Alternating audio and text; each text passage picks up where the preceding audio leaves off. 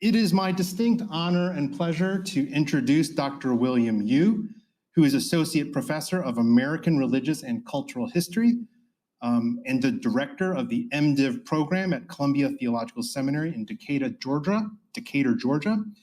Dr. Yu has previously written about the transnational histories of American Protestant world missions in Korea and Korean immigrant religious communities, as well as the histories of Presbyterianism and Protestant theological education in the U.S.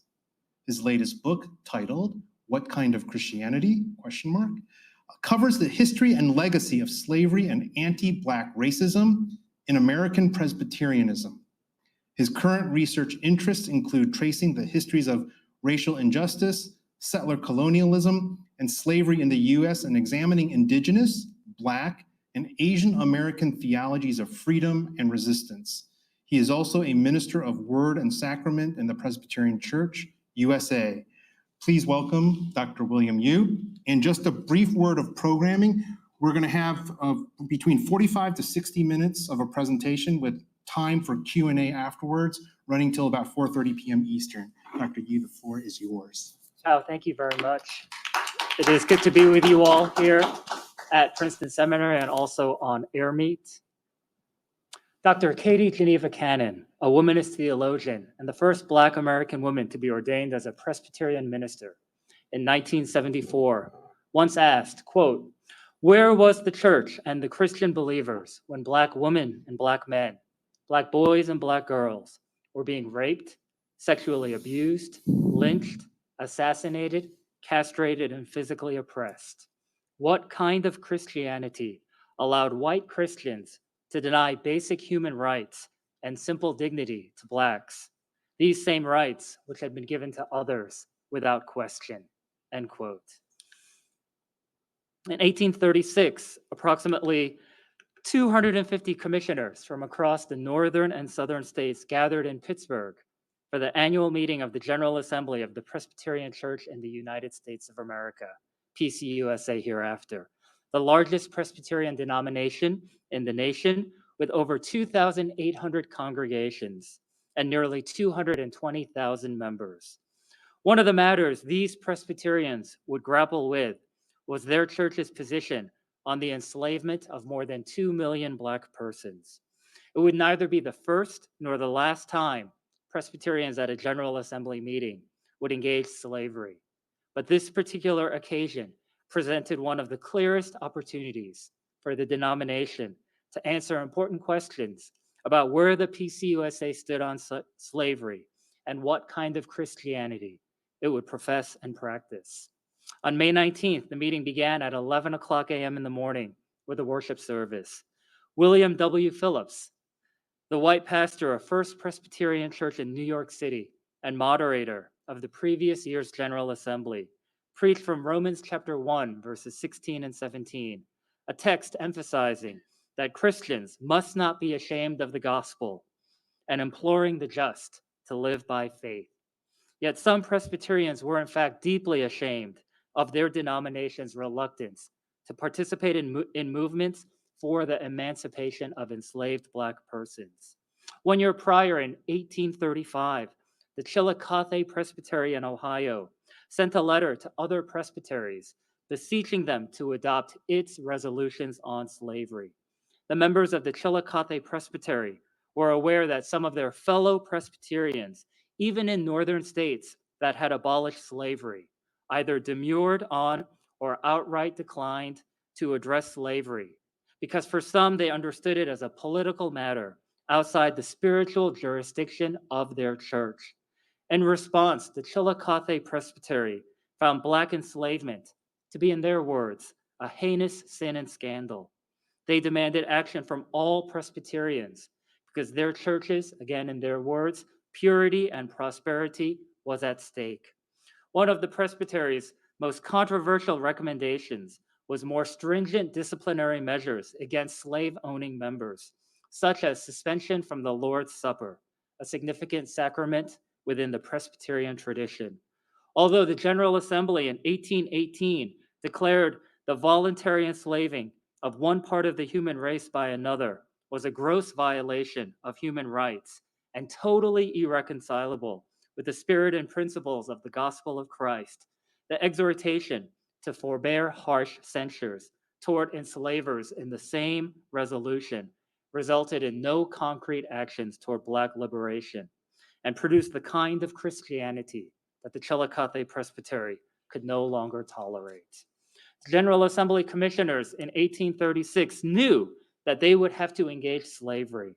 In the previous year, a memorial on the subject of slavery, signed by 198 persons, was presented to the General Assembly and referred to a committee of 5 white ministers, with Samuel Miller, a professor from Princeton Theological Seminary, serving as the chairperson.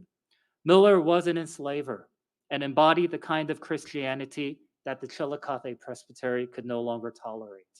Miller acknowledged that there were sinful actions within slavery, but he did not believe that slavery was in itself a heinous sin and looked to steer the committee toward what he understood as a measure of compromise, that neither strongly praised slavery as divinely ordained nor supported abolition as a righteous cause. But Professor Miller needed help. He was not sure whether his committee's report alone could abate the rising tide of abolition in his beloved denomination. And this help would come from his faculty colleague, Professor Charles Hodge. By 1863, Hodge had acquired a reputation as one of the most renowned Christian theologians in the United States.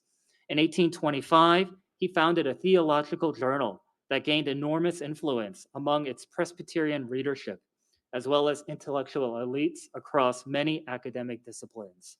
He wrote numerous articles about the Bible, Reformed theology, and ecclesial matters, but Hodge had yet to write about slavery. Though Hodge was an enslaver, he was able to remain publicly silent on Black enslavement for several years. He, like other white Presbyterians, took refuge in his denomination's non-binding declaration against slavery from the General Assembly in 1818, that again denounced it in principle, but recommended no disciplinary action against enslavers. But the stirrings of Black liberation forced Hodge's hand. Hodge understood that abolitionists in his denomination saw the General Assembly meeting in 1836 as an opportunity to move the Peace U.S.A. toward a more actionable polity on slavery, such as banning slave-owning members from the communion table. So Hodge published his first essay on slavery 1 month before the General Assembly gathered. Hodge argued that the debates concerning slavery must be resolved according to the Bible. And he observed that while slavery existed throughout the first century Greco-Roman world, Jesus Christ and the disciples neither denounced slaveholding as necessarily and universally sinful, in his words, nor pronounced that, quote, all slaveholders were men stealers and robbers, and consequently to be excluded from the church and the kingdom of heaven, end quote. Instead, according to Hodge, the apostles sanctioned and regulated slavery with specific precepts for masters and slaves. Hodge appealed to these New Testament mandates for slaves with, again, in his words, believing or Christian masters, not to despise them because they were on a perfect religious equality with them, but to consider the fact that their masters were their brethren as an additional reason for obedience, end quote. Christian enslavers were likewise instructed to be kind and just in their slave ownership, but they were not taught, according to Hodge, to emancipate their slaves. Therefore, Hodge fiercely criticized abolitionists for incorrectly interpreting the Bible and forcing their agenda upon it to usurp the authority of Jesus Christ and the apostles. For in Hodge's words, Jesus and the apostles were the authors of our religion, and it was wrong for the abolitionists to appeal to the New Testament in their struggle for Black liberation. Almost instantly, Hodge's article was widely circulated, frequently quoted, and reprinted in several formats, including in a pamphlet distributed on the floor of the General Assembly in 1836. One historian argues that Hodge published in the Princeton Review and in separate pamphlets perhaps the most important and instructive contributions toward the formation of a national pro-slavery ideology of any 19th century American. White Presbyterians in the southern states praised Hodge for what they saw as his theological clarity and scriptural precision that they believed he had demonstrated in his article. They celebrated the fact that one of their denomination's finest thinkers and most respected leaders, a professor teaching at their flagship seminary in a northern state, defended Black enslavement. Because of the racial power structures in the Presbyterian Church, as well as the scourge of anti-Black racism in the northern states, some white Presbyterians publicly protested Hodge's article, whereas Black Presbyterians fumed and collaborated with their white allies privately. Gerrit Smith, a white Presbyterian industrialist in New York, railed against Hodge in 1837 for defending American slavery on biblical grounds, despite acknowledging its many sins of physical and spiritual abuse toward enslaved persons. He mocked Hodge for lending his authority as a, quote, professor of theology, end quote, to support slavery in his, quote, polished but pernicious article on slavery, end quote. Beriah Green, a white Presbyterian minister teaching in higher education, attributed the inaction at the General Assembly meeting in 1836 directly to the circulation of Hodge's article there, and blamed him, derisively calling Hodge our Princeton prophet for his instrumental role in uniting the denomination against Black liberation. Another white Presbyterian pastor, Samuel Crothers, observed in 1837 that Hodge's article provided cover to white slave-owning ministers and proponents of slavery. He noted that in the months following Hodge's article, these pastors opted to quote from Hodge's article rather than defend slavery in their own words. Indeed, the two Princeton Seminary professors, Miller and Hodge, succeeded in their mission. The commissioners in 1836 ultimately decided that the question of slavery be indefinitely postponed. 2 weeks after his sermon exhorting fellow Presbyterians to practice their faith as unashamed ambassadors of the gospel, William W. Phillips, a commissioner of the New York Presbytery, voted in favor of this indefinite postponement on any discussion and decision regarding slavery. Some abolitionists therefore condemned white Presbyterians as the guiltiest perpetrators of slavery and the fiercest opponents of Black liberation. Stephen S. Foster, a white Congregationalist and husband of Abby Foster Kelly, a prominent activist for abolitionism and women's rights, accused white Presbyterians in 1843 of leveraging their considerable influence to commit the utmost evils. Because white Presbyterians were not content with simply participating as enslavers, but they also constituted, according to Foster, the most active and energetic enemies of the abolition movement, Foster stated of Presbyterianism, no sect in the land has done more to perpetuate slavery than this. In returning to one of Dr. Cannon's searing questions, asking what kind of Christianity allowed white Christians to deny basic human rights and simple dignity to Black persons, the most obvious answer is the wrong kind of Christianity. In 1845, Frederick Douglass, a formerly enslaved Black man who escaped his enslaver in Maryland, differentiated between genuine Christianity and, in his words, the corrupt, slave-holding, woman-whipping, cradle-plundering, partial and hypocritical Christianity of this land in his autobiographical narrative. In the years following his best-selling autobiography, Douglass emerged as one of the most prominent abolitionist intellectuals and social reformers of the 19th century. Douglass also criticized the hypocrisy of white Christians who upheld marriage and family as divine blessings while denying millions of enslaved persons these basic human rights, with the absence of laws protecting enslaved marriages and families from separation in auctions, sales, and transfers. In addition to the wrong kind of Christianity, I believe a more historically precise and honest answer to Dr. Cannon's question is the Presbyterian kind of Christianity, as well as the Princeton Seminary kind of Christianity. The college in Princeton, where Charles Hodge and his father, Hugh Hodge, were nurtured as students, and the seminary, where Charles Hodge taught as a professor, were among the most complicit educational institutions. During the presidency of John Witherspoon from 1768 to 1794, Princeton University welcomed white students from elite slave-owning families and had an unusually high percentage of its enrollment from the southern states. In Craig Stephen Wilder's History of Slavery and Higher Education in the United States, Wilder finds that at Princeton, quote, the percentage of young men from the South more than doubled during Witherspoon's tenure, while the proportion from elite backgrounds more than tripled, end quote. Another historian notes that as much as 1/3 of the student population at the college was from the southern states between 1800 to 1860. And debates on slavery among students at Whig Hall, an on-campus society with a predominantly southern membership, which Charles Hodge joined as an undergraduate, resulted in condemnations of abolition in 1802, 1817, 1819, 1839, and 1851. This historian adds that the climate of opinion at Princeton Seminary was just as heavy with pro-slavery influence.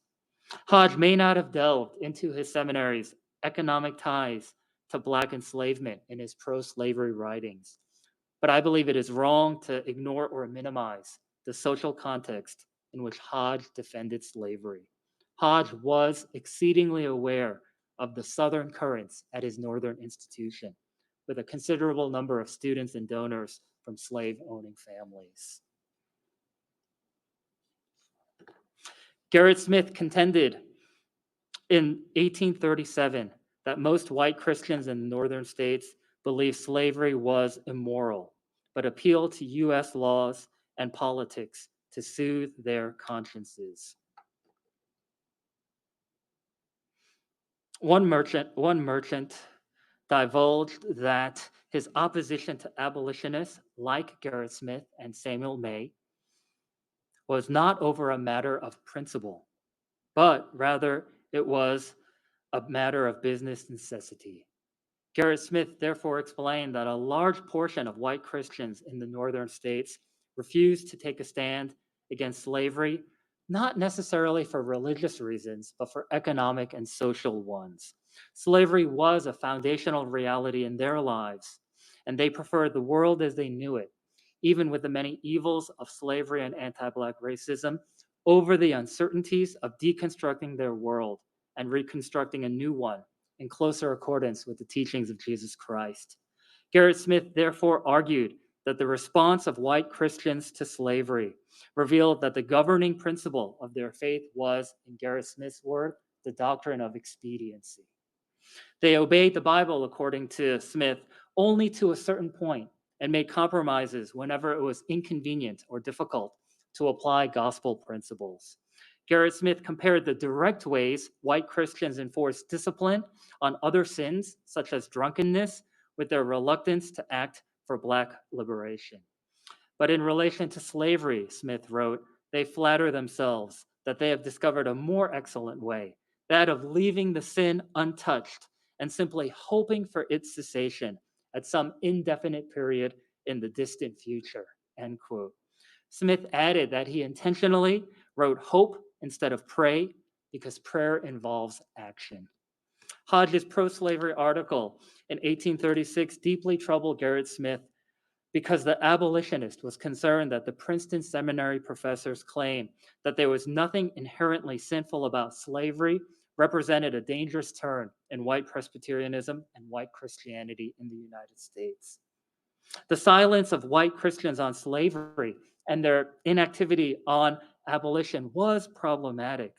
But Smith noted that he thought at least they believed in the sinfulness of slavery and did not publicly defend their complicity. The doctrine of expediency was enacted quietly because there are at least some pangs of guilt among white Christians for their inaction. But Smith criticized Hodge and Hodge's pro-slavery theology because it presented white Christians with another pathway on slavery, the doctrine of biblical authority.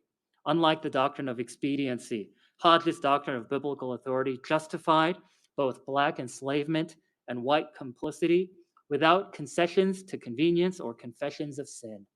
Hodge argued, quote, we may admit all those laws which forbid the instruction of slaves, which interfere with their marital or parental rights, which subject them to the insults and oppression of the whites, to be in the highest degree unjust, without at all admitting that slaveholding itself is a crime, end quote.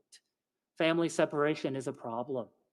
Physical, sexual, spiritual abuse, they are problems. But us Christians, let us not say that slavery is in itself sinful.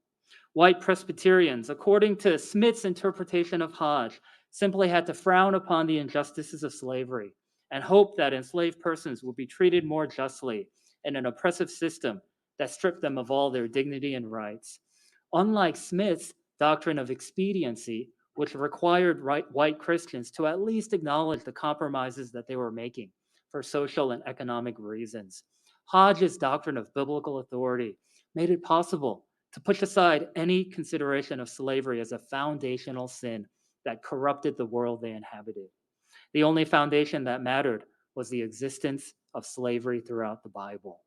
Hodge's faculty colleague, Archibald Alexander, was also a pivotal leader in the Peace U.S.A.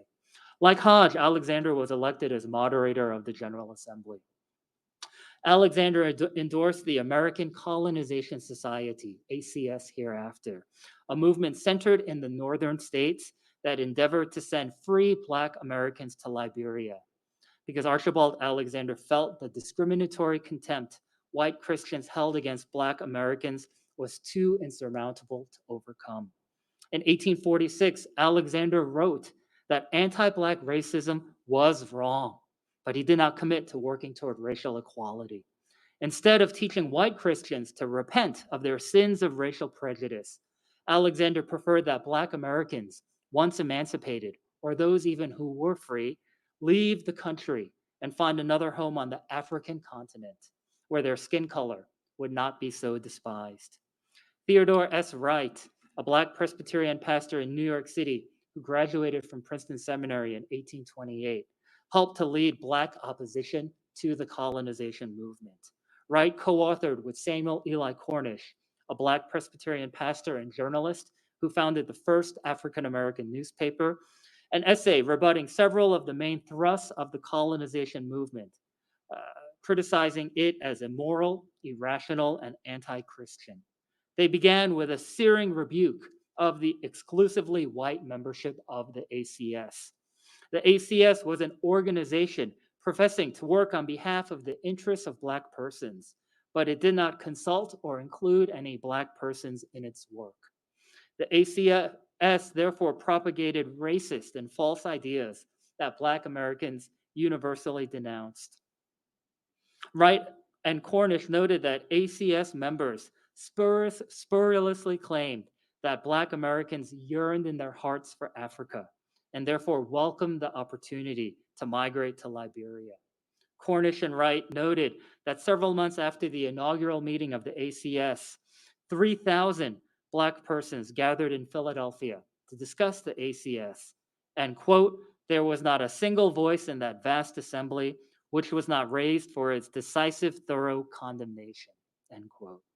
If consulted, Black Americans would tell the ACS that what they yearned for in their hearts was equal rights and equitable access to employment and education in the United States. Cornish and Wright also challenged the ACS for accommodating rather than combating the anti-Black racism of white Christians. In advocating for the ACS, Archibald Alexander pronounced, quote, it is in vain to declaim about the prejudice of color, however unreasonable. It will long continue to exist and will prove an effectual bar to the possession and enjoyment of the same privileges and advantages which the white population enjoy, end quote. Cornish and Wright charged the ACS with promoting a powerless gospel that surrendered to anti-Black racism as an unconquerable sin. They took the racial claims of the ACS to their theological conclusion. Quote, to this end, there is in the white man an inherent prejudice against his colored brother, so fixed that its removal, whilst the latter remains in this country, is not only beyond all human power, but beyond Christianity itself, the power of God, but that it might surely be mitigated at least, if not extinguished, provided the Atlantic Ocean could be made to roll between them, end quote. The solution to anti-Black racism was the repentance of white Christians, not the removal of Black Americans. 3 years earlier, Cornish, writing in his newspaper, The Colored American, called the colonization movement a subterfuge of Satan, for lulling the consciences of white Americans to sleep and seducing them to believe that they were not accountable for their racial prejudices. One former white ACS member, James A. Thome, a white Presbyterian pastor in Ohio, lamented in 1834 of his participation in the ACS because it had intensified his feelings of anti-Black racism. And Thome noted how the ACS was especially dangerous because the organization was able to sanctify his racial prejudice with its world missionary rhetoric of evangelization in Africa. Black Presbyterian abolitionists also grew frustrated with some white abolitionists that urged for a slower pace to racial equality, which included a strategy that focused on eradicating slavery in the southern states without emphasizing Black voting rights and anti-Black discrimination in the northern states. Theodore Wright disagreed with any approach that marginalized the pursuits of Black citizenship and civil rights. Black liberation in the United States could not be divorced into two separate parts. The drive for racial equality could not be divorced from the push for abolition. Wright criticized the desire of some white abolitionists to, quote, first kill slavery and leave prejudice to take care of itself, end quote. And he countered that, quote, prejudice is slavery, end quote, because Black Americans could not be truly free from oppression until they had equal access to education, employment, and public transportation. In 1850, James W.C. Pennington, a formerly enslaved person and Black Presbyterian pastor and the first Black student at Yale Divinity School, delivered a speech before the Young Men's Christian Association in Glasgow, Scotland, during his travels throughout Europe. Pennington argued that Black Americans tested the egalitarian promises of democracy in his home country. Was the United States indeed a nation in which all persons were born free and equal, with the inalienable rights of life, liberty, and the pursuit of happiness? He said, if we born in America cannot live upon the soil upon terms of equality with the descendants of Scotchmen, Englishmen, Irishmen, Frenchmen, Germans, Hungarians, Greeks, and Poles, comparing persons of African and European descent, then the fundamental theory of the American Republic fails and falls to the ground. And the door once opened to kick out the people of color, let others be prepared for their turn, end quote. As non-Black people of color, Asian Americans also tested the promises of equality and the principles of liberty. One historian of Asian America traces one of the earliest documented settlements of Asian Americans in the southern states to Louisiana. In the 1840s, Filipino Americans established the fishing village of St. Malo and sent fish and shrimp to New Orleans for export. Chinese American immigrants also came to the southern states, such as Louisiana and Mississippi, in the latter half of the 19th century. The editor of the Vicksburg Times, a local newspaper in Mississippi, observed that some postbellum white planters welcomed Chinese Americans as better laborers than African Americans on their fields, precisely because they were not Black. Chinese Americans lacked voting rights and were not seeking, according to some whites, all the rights and promises of Black emancipation. The Vicksburg Times thus favored the introduction of Asian Americans as a third race to maintain an economic, political, and social order upholding white dominance. White Mississippians initially recruited Chinese immigrants during Reconstruction as laborers to compete with and replace Black Mississippians on white-owned plantations. After federal officials departed the southern states in 1876, effectively ending Reconstruction, the same white Mississippians once again preferred Black laborers because steps to racial equality had been halted with the restoration of white supremacy. Black persons were easier to exploit in unfair sharecropping arrangements. Chinese Americans in Mississippi did not have many resources, but some came with enough to open a small grocery instead of sharecropping. Others worked in these groceries until they accrued the necessary capital to open their own store. Neither Chinese nor Black Mississippians had access to loans from white-owned banks, but Chinese American immigrants utilized an informal network of transnational relationships to start and sustain some small businesses. How were Chinese Americans able to succeed in an economy controlled and dominated by white persons and institutions? Their hard earned capital surely paled in comparison to white entrepreneurs, especially when considering the access and advantages white entrepreneurs held across real estate and banking resources. Several historians have noted that what Chinese Americans in Mississippi and other states found was a gap within a social system reinforced by caste patterns between white and black. And they established groceries where white entrepreneurs would not, in black neighborhoods. In an interpretive history of Asian Americans, Su Cheng Chan delineates four analytical perspectives in studies of Asian Americans and other racially or ethnically minoritized groups in the United States.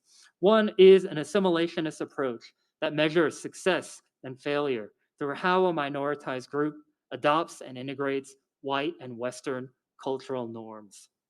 A second celebratory approach emphasizes the accomplishments of a few racially minoritized individuals without examining racist systems. A third systemic approach focuses primarily on the collective behavior of minoritized groups and the discriminatory obstacles they face in society. And the fourth, an inclusive approach that sees, in Dr. Chan's words, members of minority groups as agents of history who make choices that shape their lives, even when these may be severely limited by conditions beyond their control. Chan utilizes this fourth approach to recount a history of Asian Americans as both immigrants and people of color. As immigrants, Chan argues that Asian Americans encountered some of the same barriers as European American immigrants, but as people of color, they were treated and mistreated as perpetual foreigners, denied access to many of the rights that European American immigrants possessed. Chan delineates the acculturation process of Asian Americans as multivalent. Many early Asian American immigrants were poor and came from the middling classes. Thus, they were familiar with class distinctions and economic discriminations. But with some exceptions, such as the Hakka among Chinese American immigrants, they had not experienced systemic prejudice on account of their race. In the United States, Asian Americans learned how to survive in an absurd but very real world where white-skinned people were treated better than black-skinned people. Erica Lee presents a rich and complex narrative in which Lee wrestles with whether a solitary notion of Asian America and one Asian American history are even possible, when accounting for the staggering diversity of people that represent 24 distinct groups from different national origins and differences in generational and immigrant status. Lee holds, therefore, in productive tension the presence of many individual stories and the collective threads connecting these manifold experiences, while also contending that Asian Americans occupy unique and constantly shifting positions between Black and white, foreign and American, privilege and poverty. Anti-Asian racism manifested such that Asian Americans were regarded as yellow savages, perpetual foreigners, and probationary citizens. Exclusionary immigration laws and the forced incarceration of Japanese Americans during the Second World War are but two episodes of a long racist and oppressive history. Yet Lee finds any serious analysis of race and racism across Asian American history must delve into the ways Asian Americans navigated the enduring Black and white racial binary. Another interpreter of Asian America illumines possibilities for more culturally and historically specific approaches to Asian American theology. Gary Y. Okahiro advances the thesis that Asian Americans and African Americans are a kindred people who share a history of colonization, migration, oppression, and resistance forged in the fire of white supremacy and struggle. In answering the ever-present question of whether yellow is black or white, Okahiro argues the query is both a false dichotomy, since the United States is a nation of many, not two colors, but a necessary reality, because America's two-tiered racial order forces Asians and all people of color, including those who are biracial, to choose between black and white.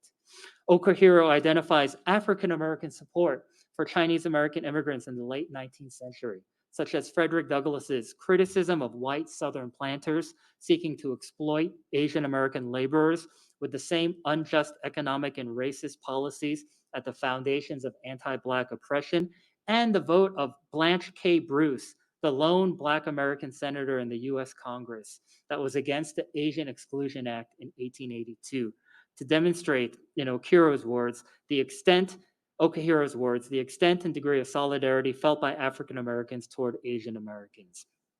Chinese American activist Grace Lee Boggs tirelessly worked against anti-Black discrimination. In some of the FBI's files on Lee Boggs, she was listed as, quote, probably Afro-Chinese, end quote, because of her marriage to a Black man, James Boggs, and her ubiquitous presence on the front lines in struggles for civil rights and labor justice. In 1968, the president of San Francisco State College, Samuel Ichie Hayakawa, a Canadian-born Japanese American, attempted to divide a coalition of students of color, demanding more racial inclusion and ethnic representation at their school. These students were in the middle of the longest strike on an academic campus in the history of the United States, when Hayakawa pointed to the Asian American students as an example of, quote, a model minority, end quote, for the other students of color to follow.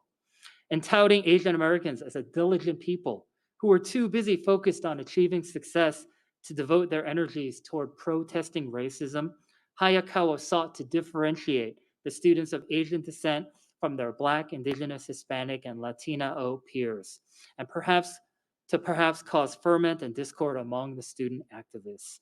The Asian American students were enraged, but their fury was solely directed at Hayakawa. The college president was derided as a banana, a derogatory term accusing an Asian American of being yellow on the outside and white on the inside, and the entire coalition resolved to remain united until they achieved their goal. It took approximately 5 months, but the students ended the strike when the college agreed to form the first Department of Ethnic Studies in the nation. Okahiro's call to mutuality and vision of solidarity resonate with me, but I am also wary of Okahiro's notion of African Americans and Asian Americans as a kindred people, because I recognize African Americans and Asian Americans as different peoples with different histories. The forced transatlantic migration of enslaved Africans is distinct from the trans-Pacific migration of impoverished Asians. I agree with Ellen D. Wu, who rightly observes that Asian Americans were profoundly shaped by understandings of Blackness and whiteness, but not as silent and aloof bystanders. Asian Americans actively participated in and shaped the racial discourse of the United States. Some made courageous decisions and walked alongside African Americans in liberation movements for equal rights. Others resisted the ways white Americans and some Asian Americans sought to weaponize the notion of Asian Americans as a model minority, to impugn African Americans for their comparative lack of economic wealth, and to question the veracity of institutional racism. Yet, some Asian Americans made choices that reinforced the enduring injustices of white supremacy and anti-Black prejudice. The task of Asian American theology must grapple with the historic realities of traversing the Black and white racial binary. But Asian American identity and dignity need not be rigidly defined and measured by proximity to Blackness or whiteness. Black allyship is an important part of Asian American theology, but Asian Americans ought not be confined to the role of supporting characters in the larger American story. Asian Americans are main characters with their own worthy histories to claim and wondrous futures to forge. In closing, returning back to Princeton Seminary recently concluded that the founding leaders of the institution opposed abolition and supported the American Colonization Society because they could not envision a racially just and integrated society. One of the seminary's explanations for its past crimes and sins was that their white Presbyterian ancestors had a, quote, lack of theological imagination, end quote. But Black and white Presbyterian abolitionists, including Theodore S. Wright, I think y'all named the building after him, provided the blueprint for such a society. In Manisha Sinha's History of Abolitionism in the United States, Sinha credits Theodore Wright as the, quote, most responsible for raising the issue of racism, end quote, in the righteous struggle against slavery, as he and other Black abolitionists, quote, made anti-racism at a programmatic as well as intellectual level an essential part of the abolitionist project, end quote. Wright's vision for Black liberation was in full view of the white leaders at Princeton Seminary, and they intentionally chose to dismiss it. In 1837, the American Anti-Slavery Society, an organization with Theodore Wright on its executive committee, had Princeton Seminary in mind when it excoriated white Presbyterians for completely abandoning their Christian principles and choosing a false peace over truth and justice. Quote, here then we see the state of things in which the men who preside over our highest theological schools, the mints of public opinion on religious and moral subjects, would leave in quiet peace like the stagnant sea over the slime of Sodom, the Presbyterian Church, end quote. Was Princeton Seminary's problem really a lack of theological imagination? I believe there is a more obvious explanation that would result in a deeper and harder reckoning about foundational sins and the kind of Christianity that once endured at Princeton Seminary. Thank you.